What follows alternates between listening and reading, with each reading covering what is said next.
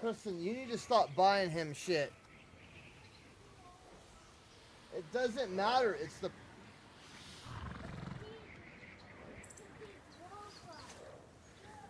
Awesome, Bubba's.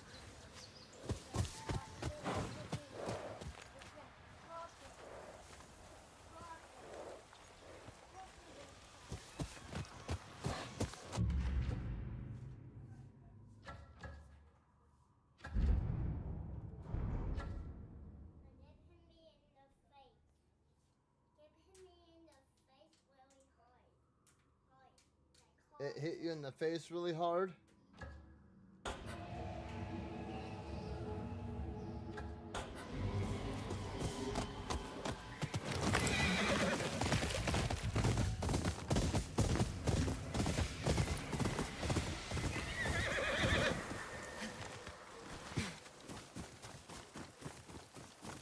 Alright, you guys, I do have to admit I'm having quite a bit of fun with this game.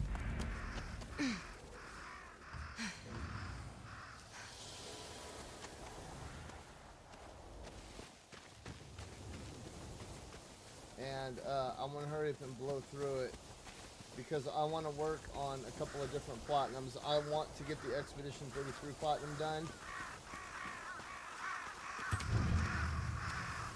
江口家聞いたことがある。本土で多くの敵を作ってた。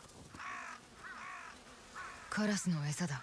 さっきと同じだな。なんだこれは。根元に粉がついてる。書き付けが残されてる。津軽家か。江口家の領主を闇討ちにして滅ぼされたはず。おい、お前もカラスの現像？探してるが。それは捨ておけん。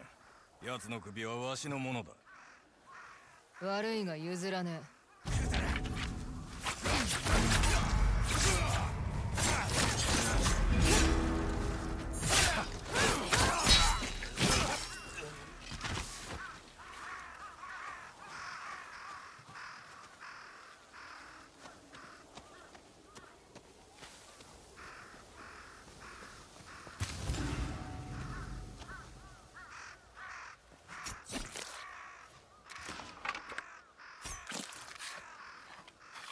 Oh, that was cool.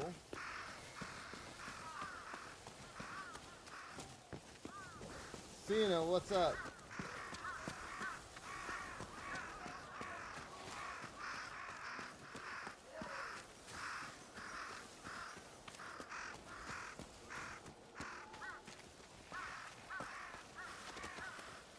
And is it Tomoko?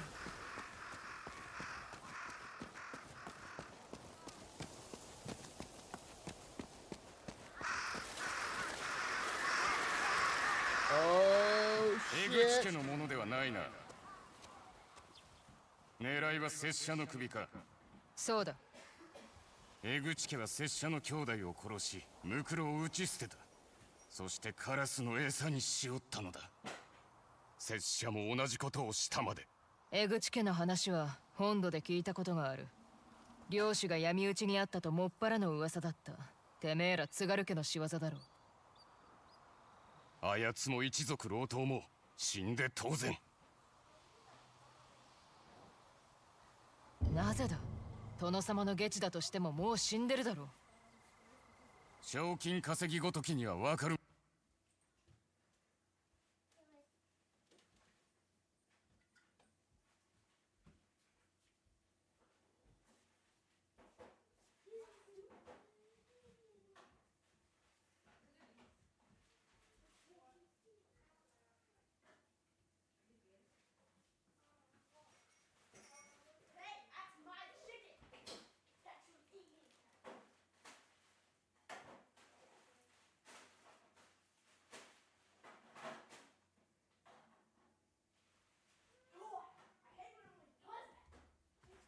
うまい。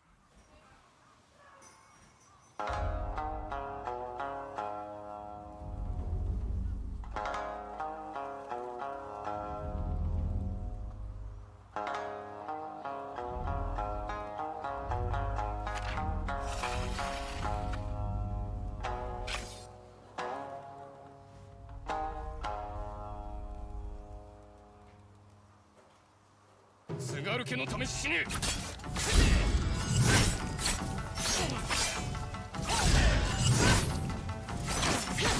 邪魔立てをするでない。覚悟しろ。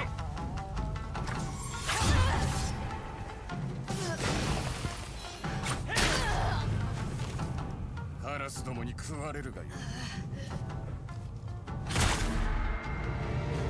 津軽家のため死ね。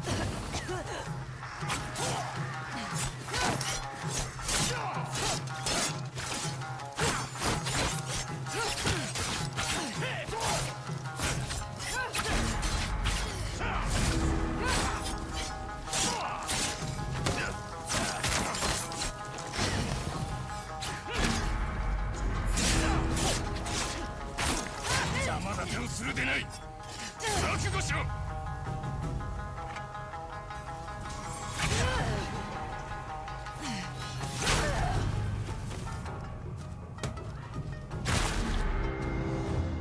津軽家のため死ね。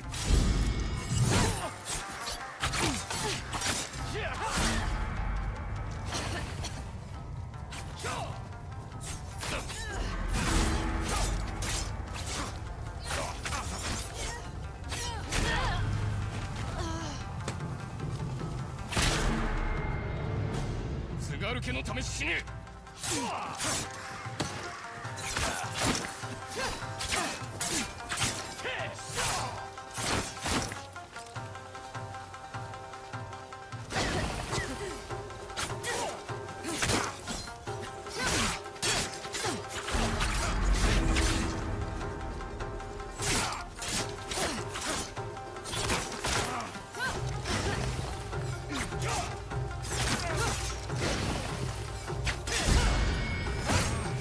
邪魔立てをするでない。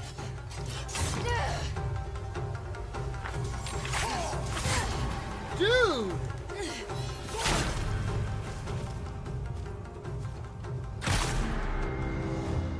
津軽家のため死ね。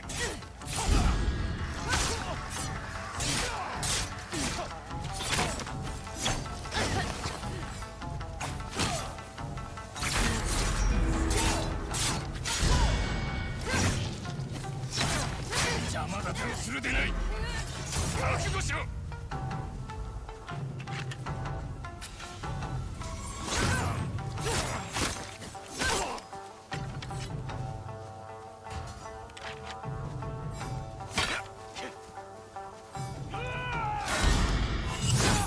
出口どもに報いを受けさせねばならん。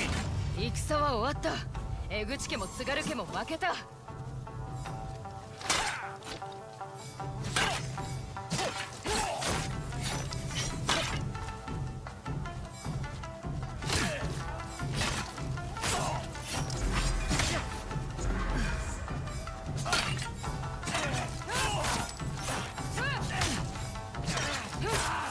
兄弟の恨みを晴らさねば。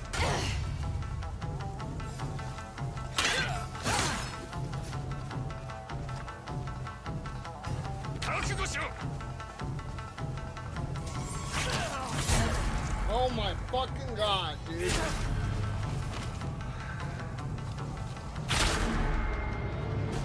津軽家のため死ね。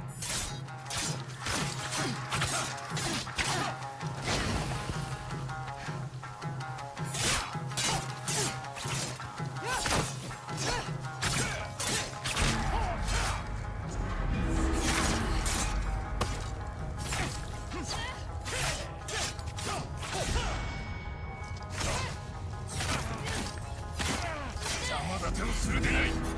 覚悟しろ。Dude! カラスどもに食われるがよい。津軽家のため死ね。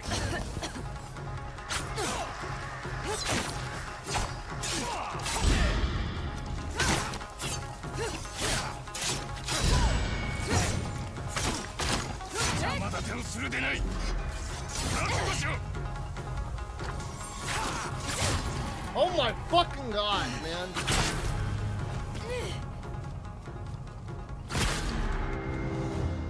津軽家のため死ね。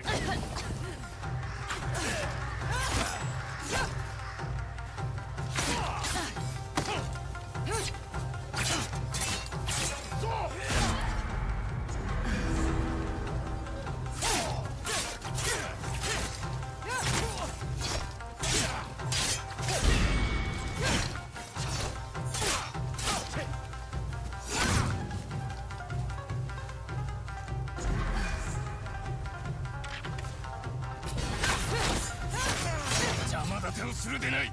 覚悟しろ。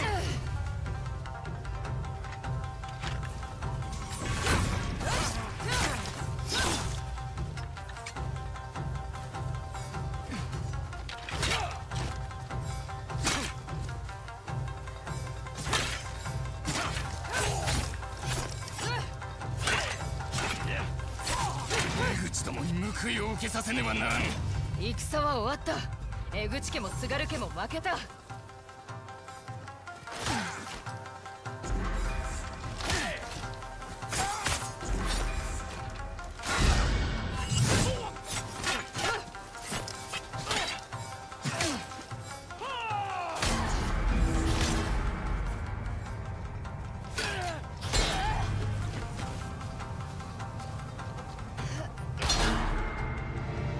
津軽家のため死ね。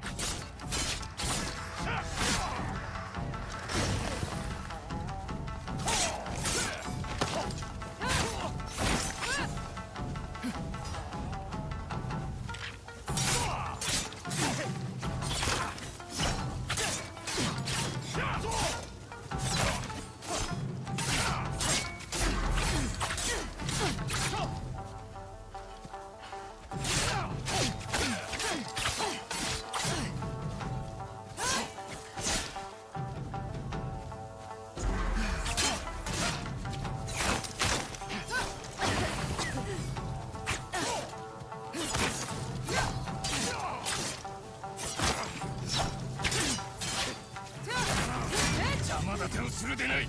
覚悟しろ。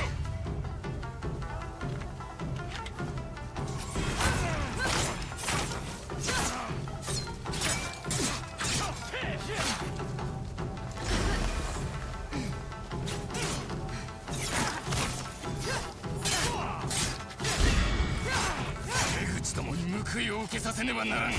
戦は終わった。江口家も津軽家も負けた。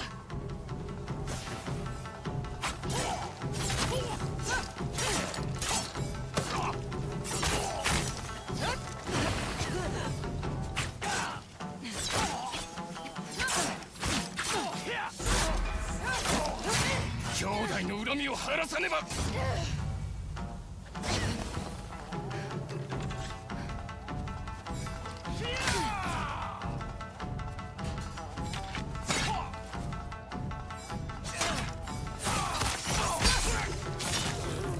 行け、兄弟のもとへ。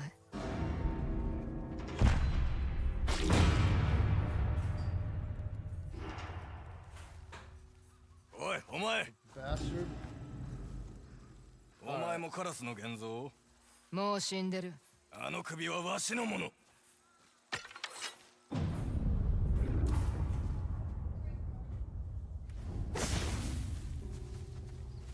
今のはこの増票か。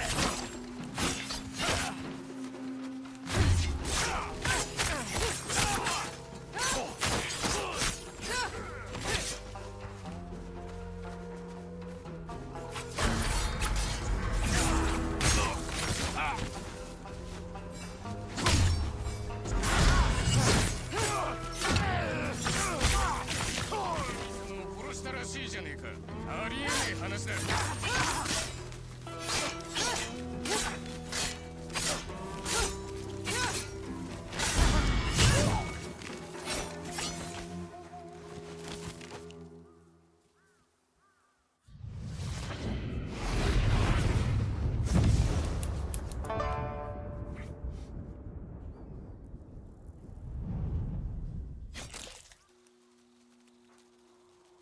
目つぶしか。戦いに使える。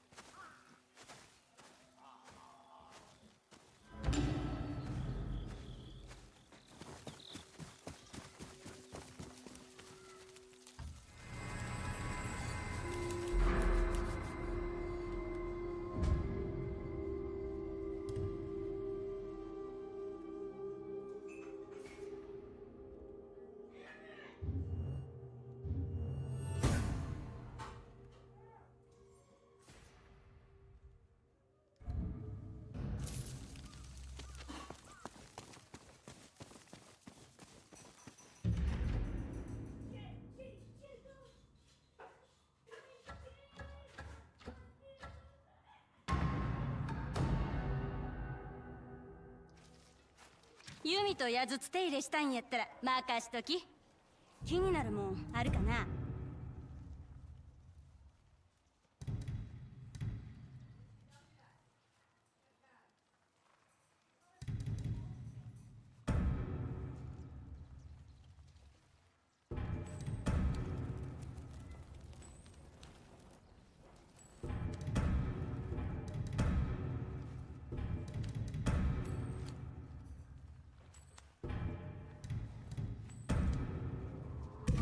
銭はいただいとくで。ほな、そろそろ刀を刀。刺すのなら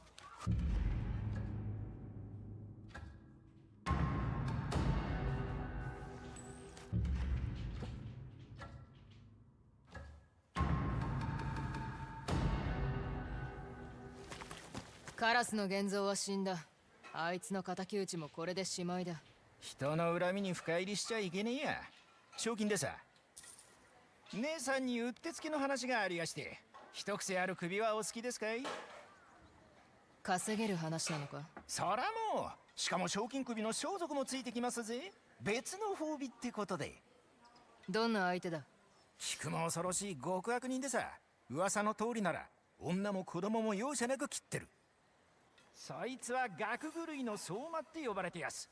相馬は極卒から呪いの笛を授かった。それから並ぶもんのねえ吹き手になったとか。ただしその笛を鳴らすにゃ人の魂がい You るら guys しい。 guess what this is? だから殺し続けてる。前にもひでえ吹き手を黙らせたことはある。受けて It's や gonna る。 be bigger than I thought it 承 was. 知しやし dude. た。ご分 That's を。 what she said. No, I'm just rolled out.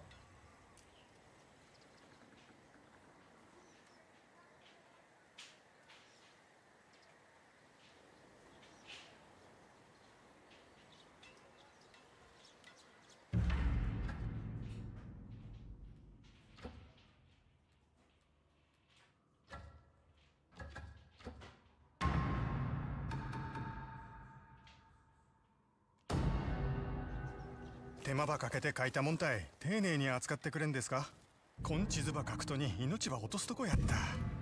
どうぞ恋ば。そいだけん銭ではさすがにお察しくだされ。さてどうするか。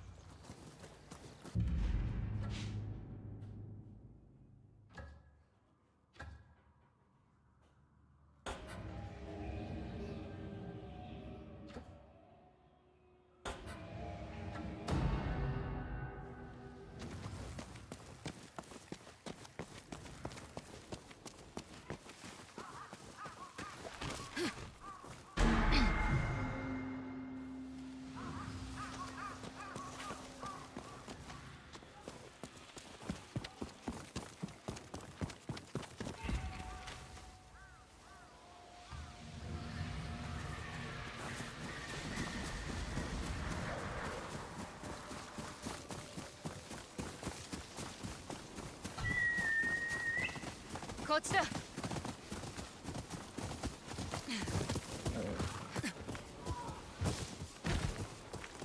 あ行け。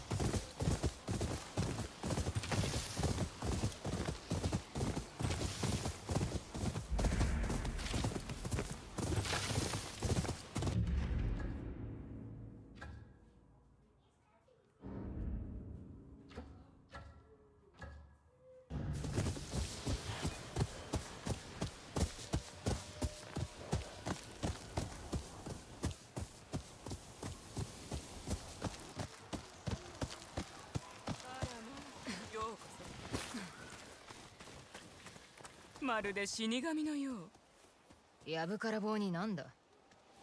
着物に滲んだ血の跡、洗っても落ちないでしょ。死と一つになるには誠の色を引き出さなくては。それが白染め屋の習わし。素材さえあれば白く染め上げてあげましょう。清らかな死を思わせる色に。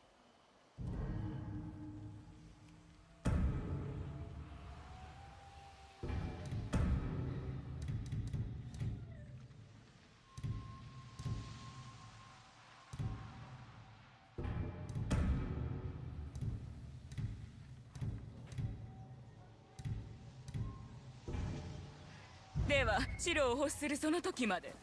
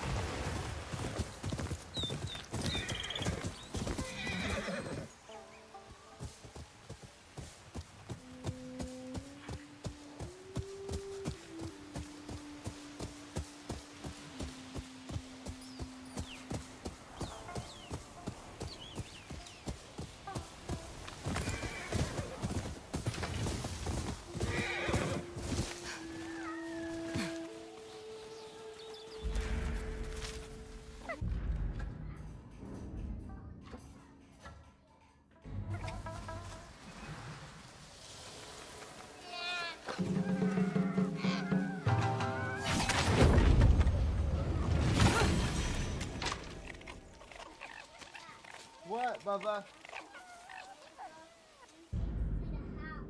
What? I found these for the Christmas house. These are gonna be the petals. Don't open those. That's for Christmas. Those are gonna be. Oh, go bring these back to Mama, bud. They're lifesaver gummies. Yeah, we need them for the house.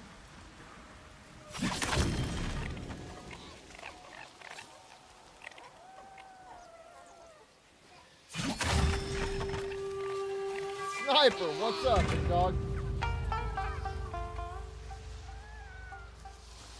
Bro, do you have another account?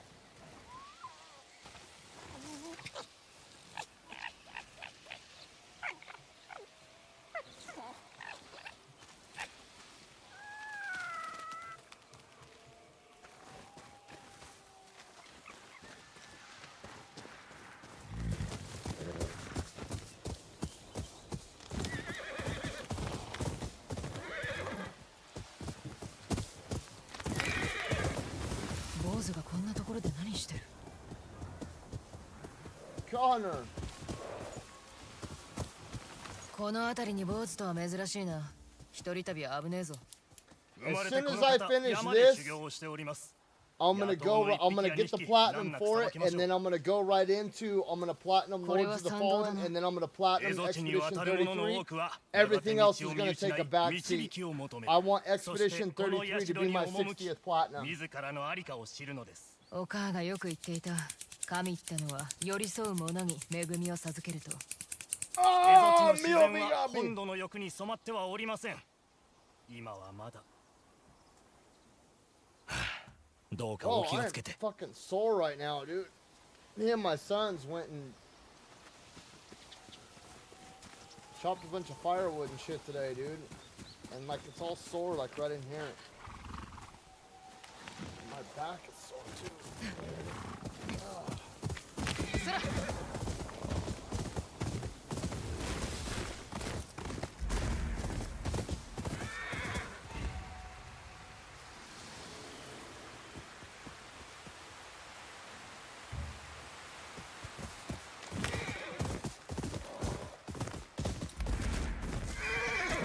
竹蔵ではないな。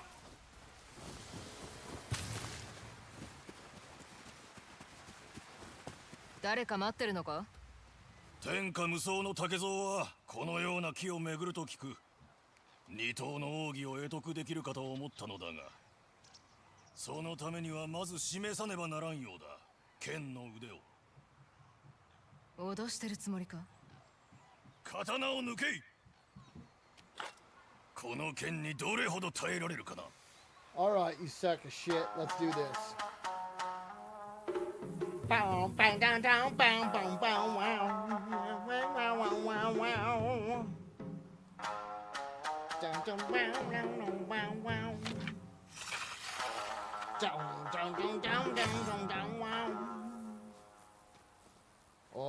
shit! Oh shit! 来やがれ犬め！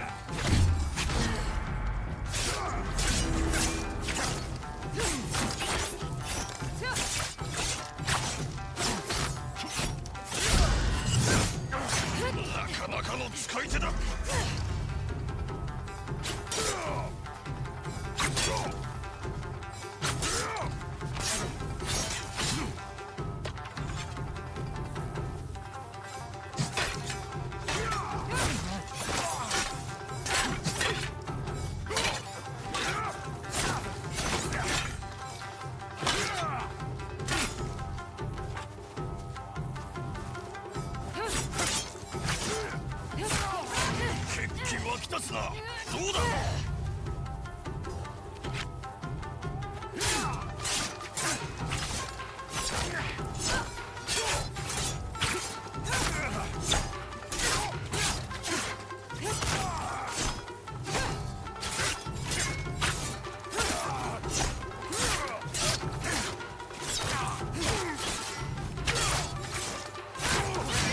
筋がいいではないか。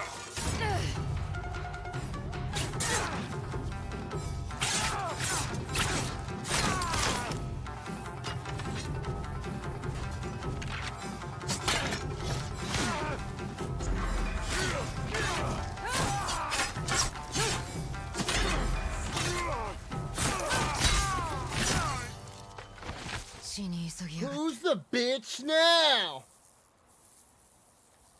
いやー、見惚れてしまいました。おい、俺ら。おっとっと、こちらは丸腰です。私めは右月。そちらは？アツだ。俺を追ってるのか。私が追うのは伝承の怒りだけ。あなた様が切ったのは天下無双の竹蔵のお弟子。天下無双だと大層な異名だな。ええ、全くもって。天下無双の竹蔵よ。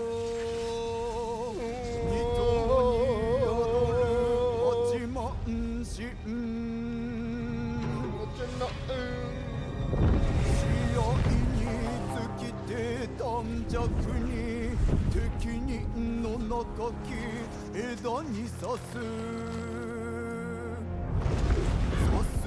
隙もなき時至り姿を隠し世を捨てぬ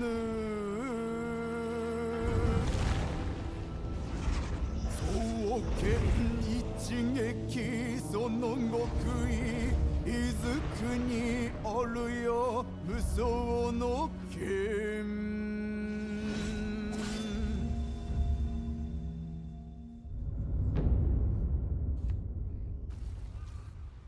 そしてお弟子の求めはたったの一つ。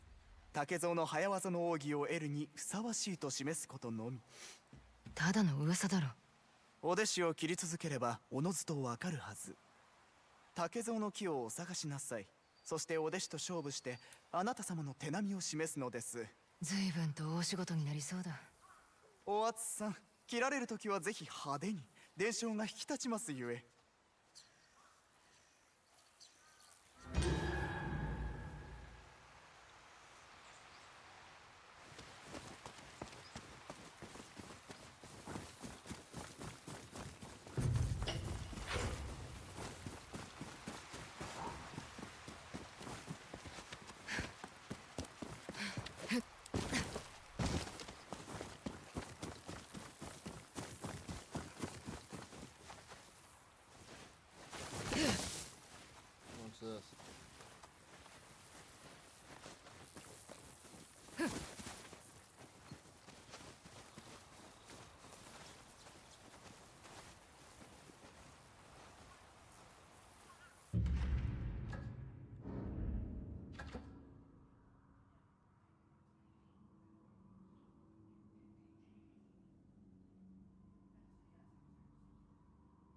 I don't get it. New upgradable charm. What is that?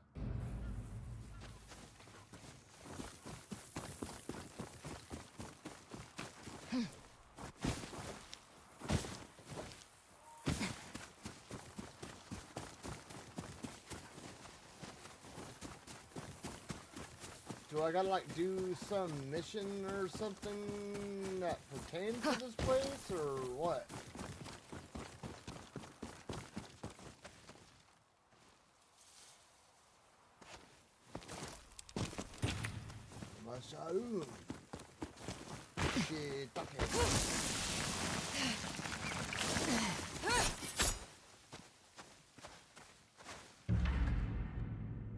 Well, let's go here.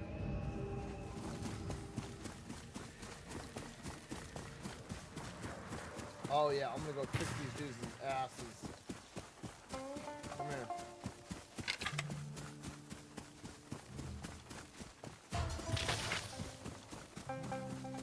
Let's go. Let's go, bitch! Let's go! あくびが出そうだ。飛んで火にいる夏の虫だ。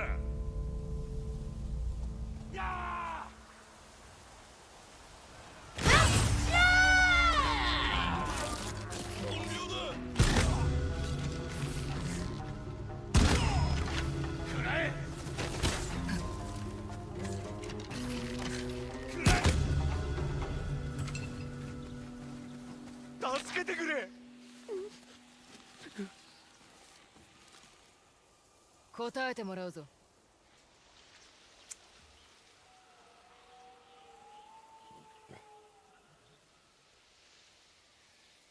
狐の野郎は手塩が丘にいるんだろう。行き方を教えろ。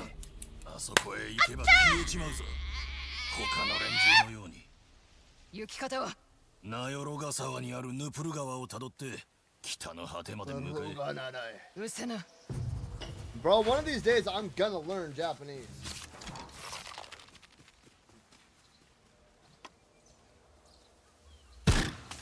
Dude, why doesn't it let you kill these guys? Like, watch in Ghost of Tsushima, bro, you can kill horses and all kinds of shit.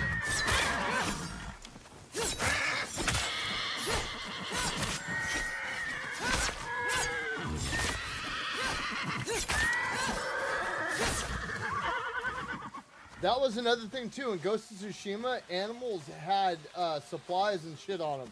Well, mounts did, horses and all that.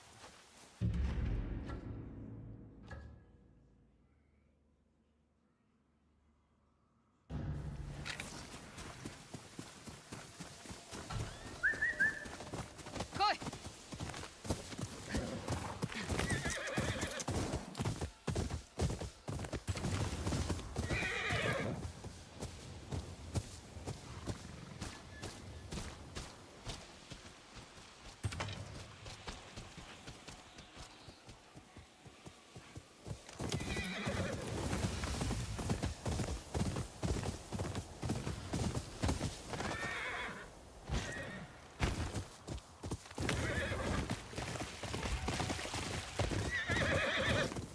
怪しい商いじゃないよ。安心して。 Oh, hey, what's up, bro? いいものばっかりで目移りしちゃうでしょ。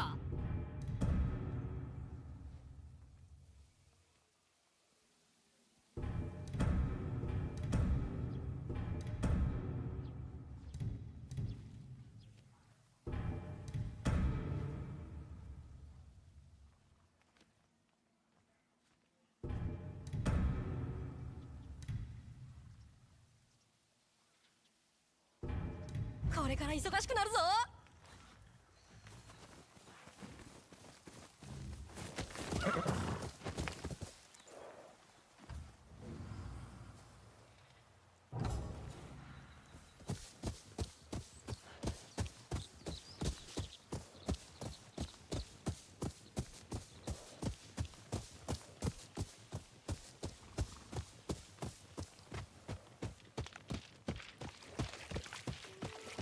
この笛誰が吹いてるんだ。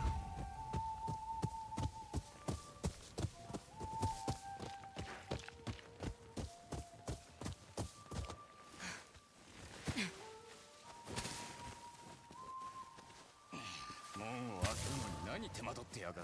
もう丸2日になるぞ。あの野郎、笛吹いて俺たちをからかってやがる。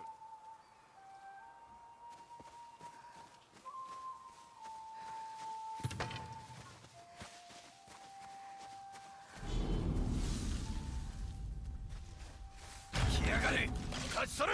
相馬は渡さんぞ。 Okay, we need to get out into the open.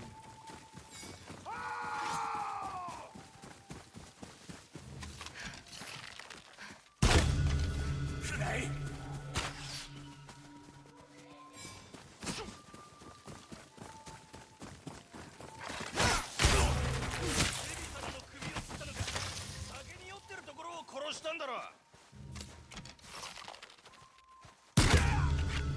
行くぞ。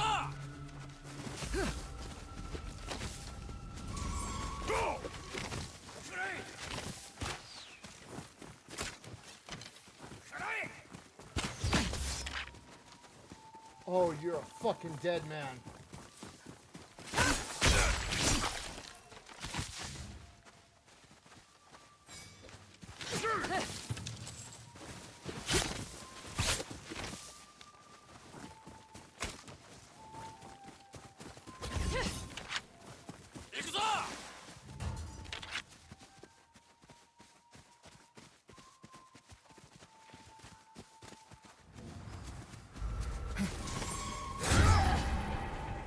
What the fuck?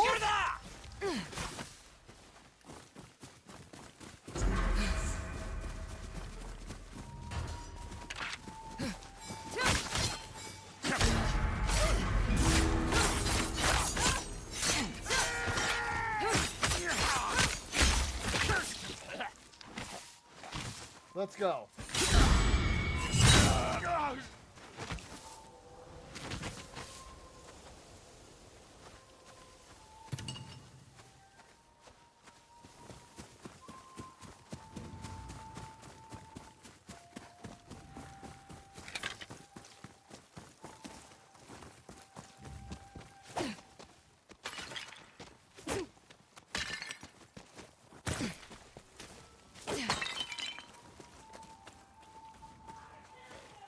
There's not that much to collect in this game either.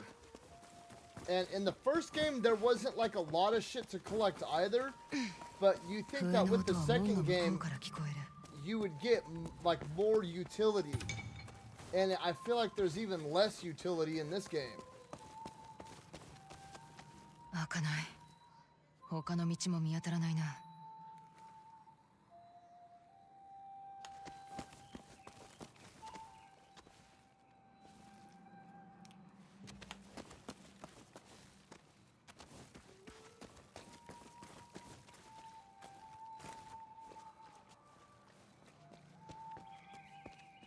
この曲、三味線でも弾けるかもしれない。Bro, I really want to play Sekiro again. I do.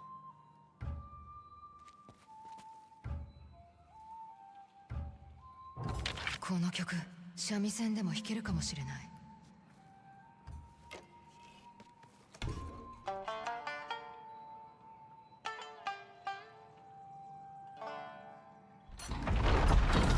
Playing games like this, like Assassin's Creed Shadow, or Ninja Gaiden, or Ghost of Tsushima, or Ghost of Yotei, you know, any of these samurai games, every time I play them, I always end up getting a strong urge to play Sekiro. Always. Because for me, dude, Sekiro is the GOAT. It doesn't get better than Sekiro. When it comes to samurai games and shit, From Software really hit the nail on the head with that one. And I'm kind of at like a love-hate relationship with the sequel. Because I know if they ever gave Sekiro a sequel, it would just kind of shit on. There's like a 50% chance that it'll ruin. I mean, I don't see From Software doing like putting out a sequel that would demolish one of the greatest IPs ever made. But at the same time, it would take from that majesticness that is Sekiro. What they could do is they actually own the Tenchu IP, which heavily inspired Sekiro. Sekiro is actually like a spiritual successor to Tenchu. And I feel like they could revive, instead of making a Sekiro sequel,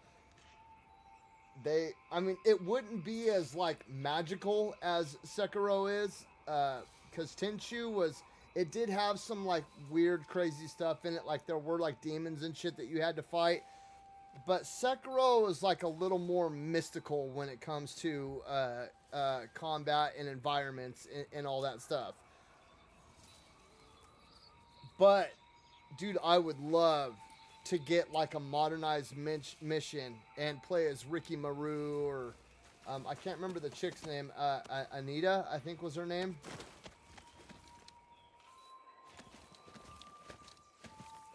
But, you know, you hear all these people talking about like a Bloodborne sequel. Bloodborne, okay, so here's how they could do a Bloodborne sequel, right? The hunter was dreaming. Hey, what are you doing? Knock it off. No. You break Mama's coffee table, I'm going to break your foot. You break anything down there and I'm breaking your foot. Anyway, so with Bloodborne, everything was a dream, right? You could simply make it to where there's like this like 1,000-year cycle, right? And it has to be stopped. Like every 1,000 years, there's a warrior that's chosen, right? And but Bloodborne did have like a lot of weird like alien shit and stuff in it. But that's essentially that I mean that right there, it's not very strong, but that could be a solid foundation for a Bloodborne sequel. Is that essentially Bloodborne is just a dream. It's straight up like a modern Super Mario World or Super Mario 2, right? Where you kind of just like wake up and everything was a dream. You know what I mean? And they could replicate that. I'm not saying that before people get all stupid, I'm not saying that Bloodborne and Super Mario 2 are the same thing. That's not what I'm saying. I'm saying they essentially have the same premise where the whole entire thing was just a dream. You know what I mean? And I think they could build on that a little bit and say that, you know, every 1,000 years there's this gate that opens up or a portal, or there's like a piece of the universal fabric tears open, and there needs to be a warrior that's chosen by the side of good to go and fend off the nightmare. You know what I mean? And that's essentially like how you could do a sequel to Bloodborne. I don't know how you could do a sequel to Sekiro, right? Because the canon ending is the happy ending. It's the ending where you and Lady Emma and the little princess chick that gives you the persimmons and Kuro all go off into the sunset together. I don't really know like what you could do with that. You know what I mean? Every other ending is fucked up. And you wouldn't want to make a sequel with any one of those. Because in reality, like, okay, Sekiro kills everybody. You want a sequel and where Sekiro kills everybody, you know what I mean? You're going to kind of lose respect for the guy. That's why we like him. He's the hero. The only thing I could think of is that they go off and they end up starting a new like civilization somewhere. And we find out that even though Kuro thinks he got rid of the dragon's blood or whatever, we find out that there's actually no way to get rid of it. That you can only mask it and hide it. And these things start to pop up in him, and he starts doing like this evil shit. And we've got to go out and we've got to like find something that suppresses this inner magic or whatever before he goes full-blown evil and destroys everything. You know what I mean? That would be like, if you were going to do a sequel, that would be the route that I would take, but it's not. Or you could do like you could do like some sort of like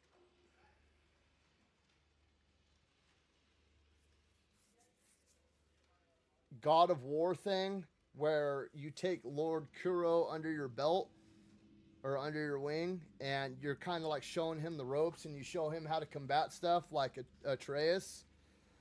You know what I mean? And that could be, well, no, because that whole hand-holding thing, I don't like that. I don't know. I don't even know how you could do, like, I honestly think that Dark Souls 2 and Dark Souls 3, I honestly think that those are sequels to Demon Souls. I know that there's, like, different names and all that stuff. I think that they're all connected somehow, some way. Because a lot of the monsters are the same. A lot of the weapons are the same. You know, even, like, the environment looks the same. I mean, I personally believe that all the From Software games are connected somehow, some way. But I feel like these Souls games in particular, the 4 of them that are there, are connected to each other somehow.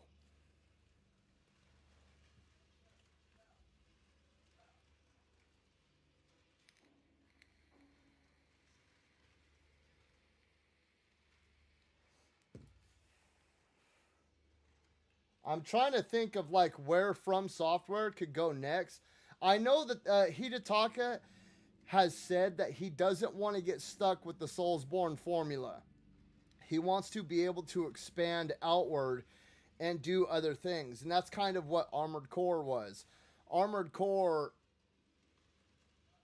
actually all of the games, in a sense, even like the newer Armored Core games, have even like, if you think about it, a lot, even going back to like Kingsfield and shit, a lot of them have that Soulsborne kind of like skeleton a little bit. So I would personally like to see them do like maybe a pirate game where you kind of go out and you're like in this chain of islands, and you fight like all these mystical creatures like krakens and fucking mermaids, and you know what I mean, like Davy Jones style, not like SpongeBob Davy Jones, like the real Davy Jones, you know what I mean?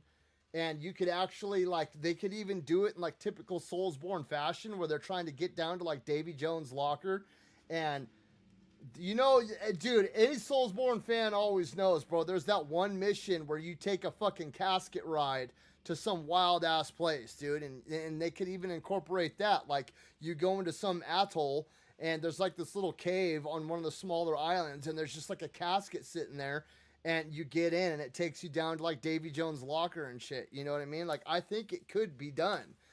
And there are plenty of things that you could make it like a Bloodborne style, where you have like the blunderbuss or the pistol, you know what I mean, the flintlock, and you have like, you know, you still have things like samurai swords and fencing swords and rapiers and big old giant swords. You could even make swords out of like crow's nests on ships and shit. Like, there are plenty of things that they could do, and I think it would be really fucking cool if they did it. And there's a lot of mythology around like the old pirates from like the 1200s going all the way up to even like the 1800s, dude. There's all kinds of weird creatures and monsters and like deities and stuff like that were sung about by these sailors, you know what I mean? And they could even introduce like a new class. You know how like they always sing like sea shanties and shit like that? You could almost introduce like a bard style class where you like lull enemies to fucking sleep and shit. And then I don't know, dude. I don't know. I'm going through Soulsborne withdrawals right now, and I'm getting really anxious with it. You know, I've played through the Soulsborne games, not a massive amount of times, but I've played through them enough to where, like, you know, I've been through this before, and there's nothing really new and exciting. I've platinumed all of them except for Night Rain and Armored Core. And I want a new Soulsborne adventure. You know what I mean? We haven't even gotten a trophy system for Shadow the Erdtree yet. Like, where's that at? We're not going to get a trophy system for Duskbloods either, dude. That shit sucks because Nintendo's fucking stupid.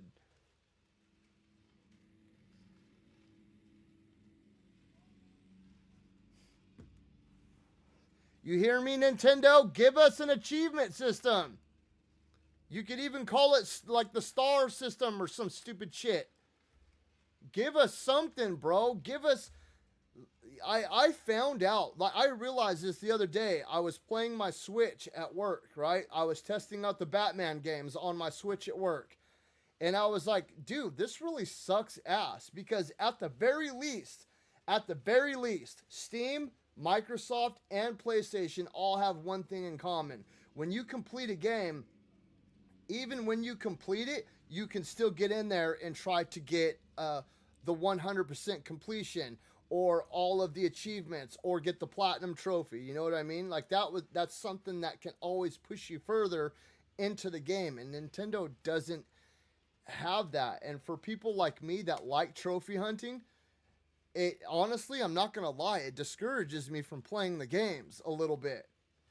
Like, I still enjoy the games, but I find myself going back to the retro games more than I do the newer games when it comes to Nintendo. I find myself playing Super Mario 64 or like R-Type or, you know, Battletoads or Teenage Mutant Ninja Turtles, that kind of shit. F-Zero, you know what I mean?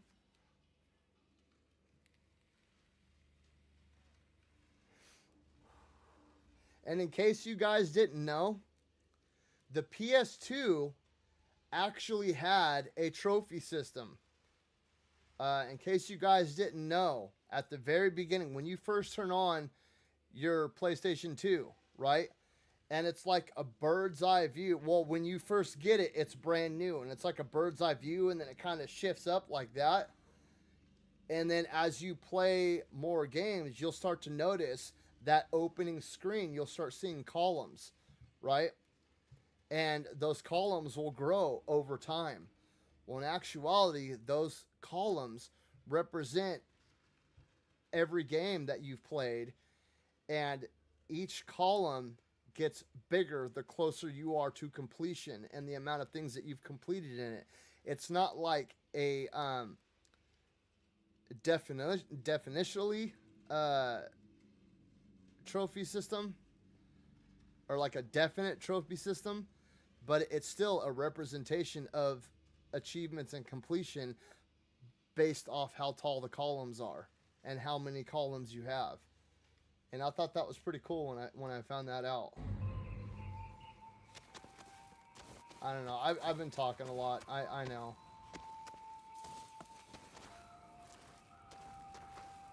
I'm sorry, you guys.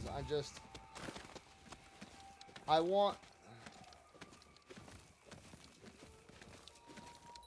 another Soulsborne game, dude. I really do. I'm super excited to see what they're cooking up. And I feel like we are waiting longer and longer for From Software games to come out.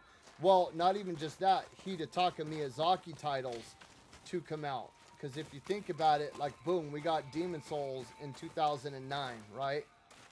And that actually flopped in the Eastern market, but in the Western market, it was like, whoa, what is this? And then, I think it was like, what, 2010 or 2011, we got Dark Souls. And then, like, a year and a half later, we got Dark Souls 2.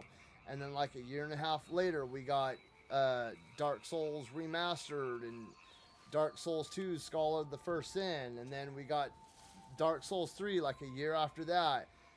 And then, you know, we got fucking Bloodborne like a year and a half after that. And then we got,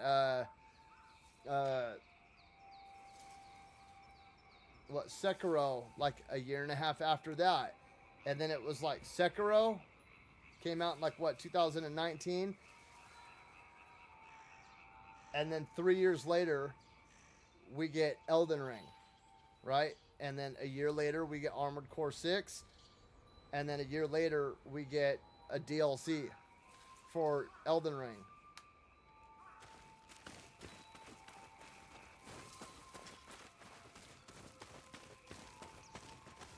And I understand that we have Night Rain and we've got Duskbloods coming up.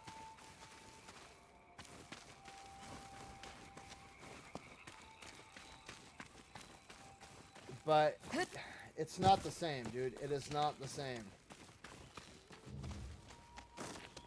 And you guys know what I mean. Those of you that play games like that, you guys know what I'm talking about, dude. You know. Like, dude, I remember the first time that they announced Elden Ring. I was like, what the... Like, that's all we got was, like, a picture, a side view of Melania's head, an image. And then it said Elden Ring. That's all we got. And that's all we heard for like 2 years. And we usually hear something by now too. Like 3 months before Sekiro came out, right? They announced that they were working on Sekiro, Elden Ring, and then another untitled project, which was Armored Core 6.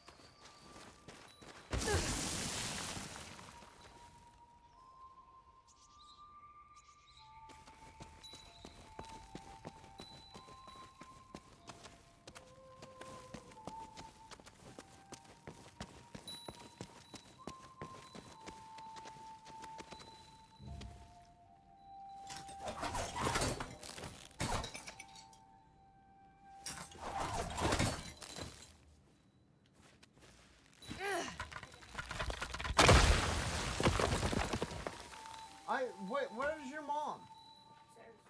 Dude, she's supposed to come and tell me.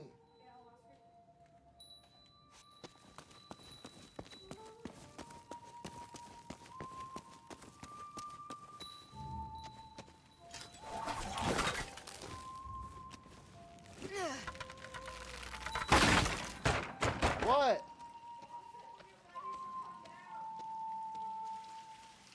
Okay, give me like 2 minutes. いいねだ。てめえの笛も良い曲だった。そうだばい。だがこれを吹くには煮えを捧げねばなんね。らしいな。その笛のために幾人殺してきた。初めは一人二人の命だけで済まそうと思った。だが幾とせ過ぎるうち、その数はますます増えていくばっかし。皆のため喜びをもたらしたかった。わしの笛の音で。てめえがもたらしたのは苦しみだけだ。無念だ。だがこの笛、芸にいいもんでな。吹き続けたい。おめさんの命を新たな煮えにして。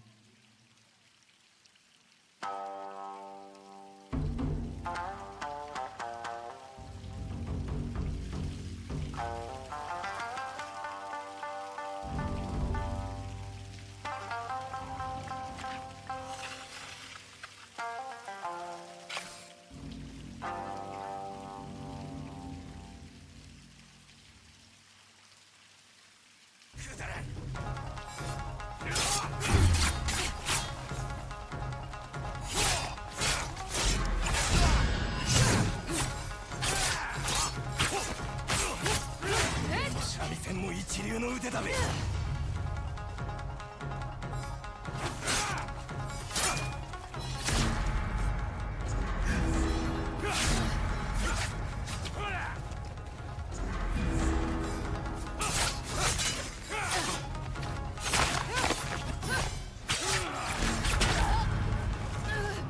この魂で奏でられる笛もつかの間に過ぎね。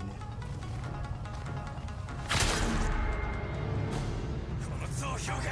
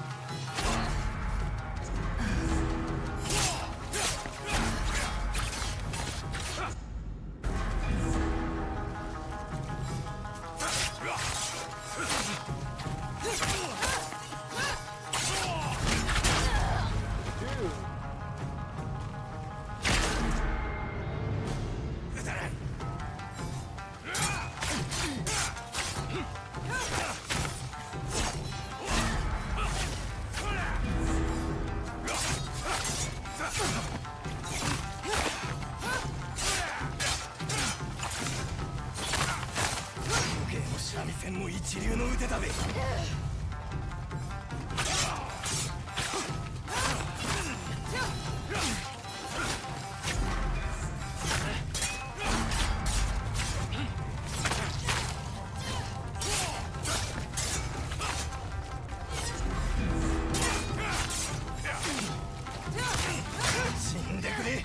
私の笛のため。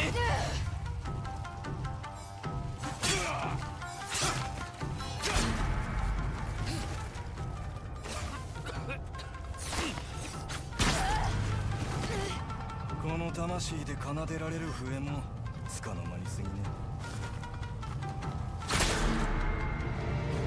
この増票が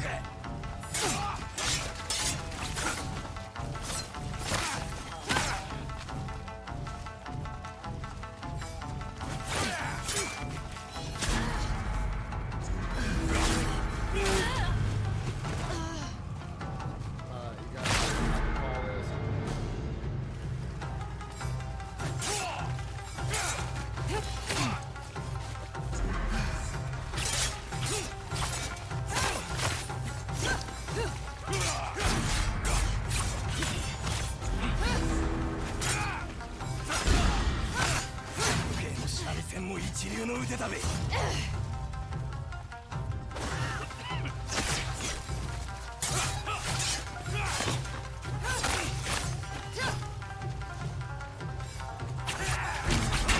What the fuck, dude?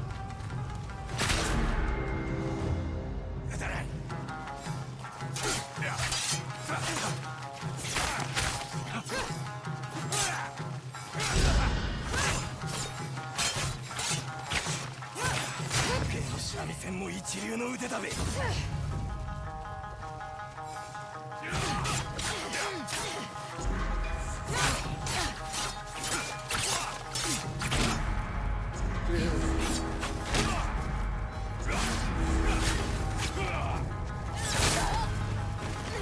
Oh my god. I like how they can.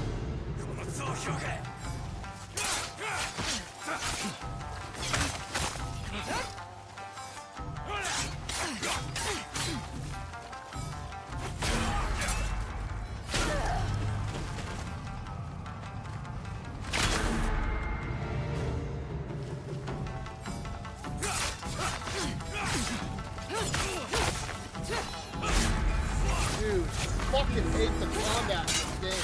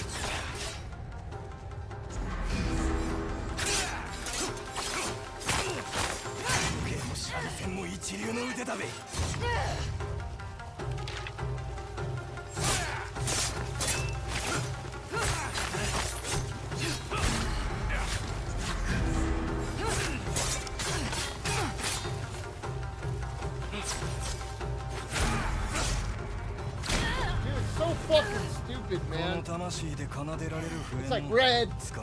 Like, bro, come. Red. Like, he's already swinging his fucking feet.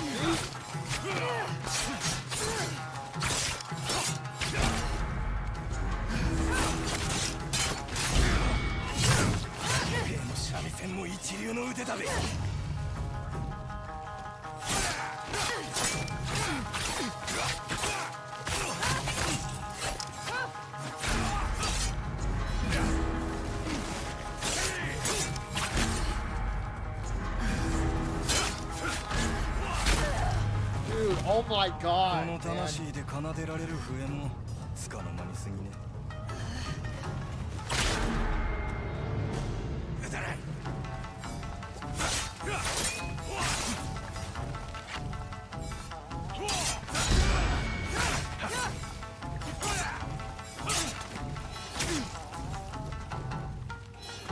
Oh my god, dude.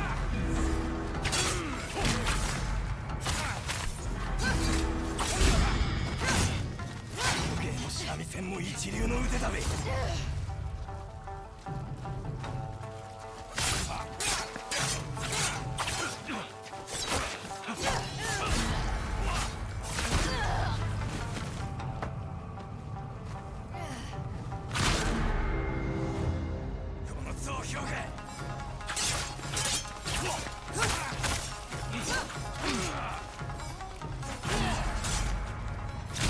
Dude, my character is so fucking slow.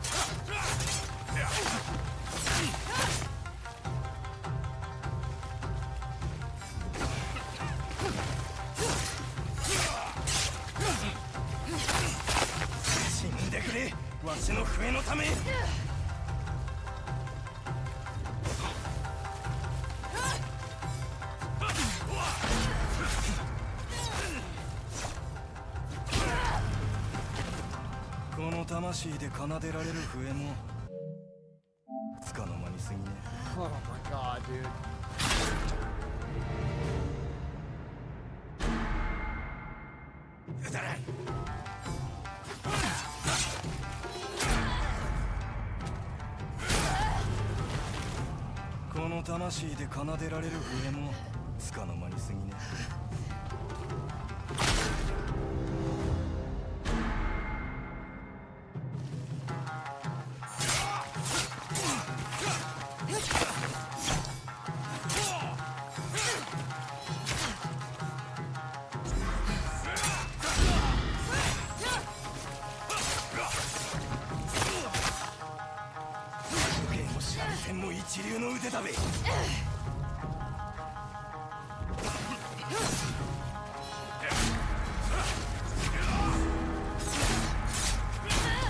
Dude, how is it?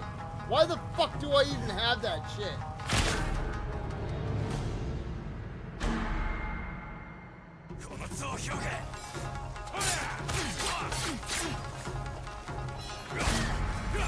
God, dude.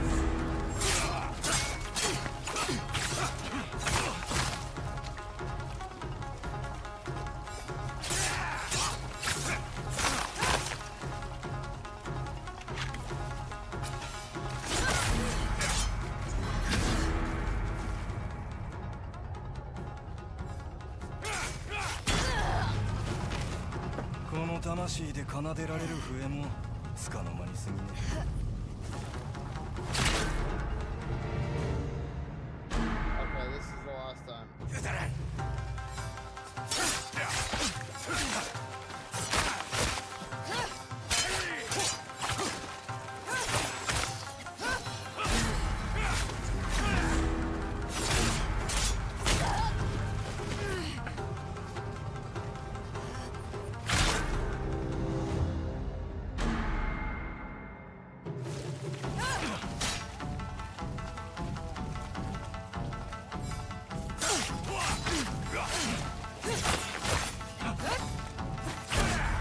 Dude, oh my god, man.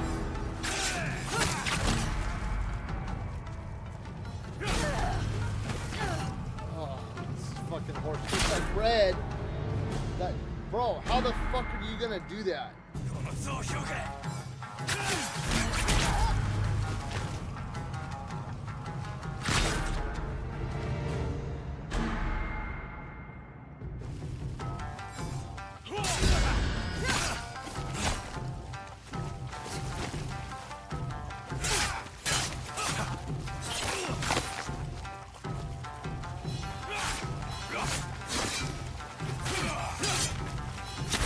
Dude.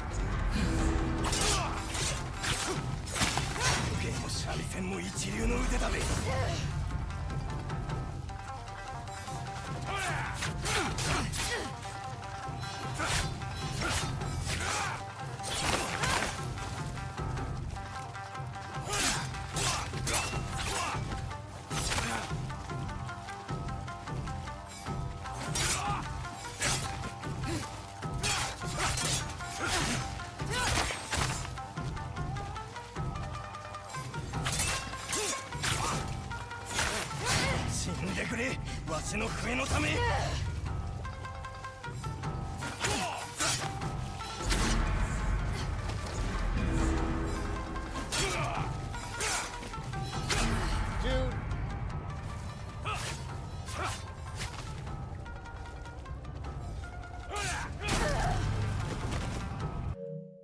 この魂で奏でられる笛もつかの間に過ぎね。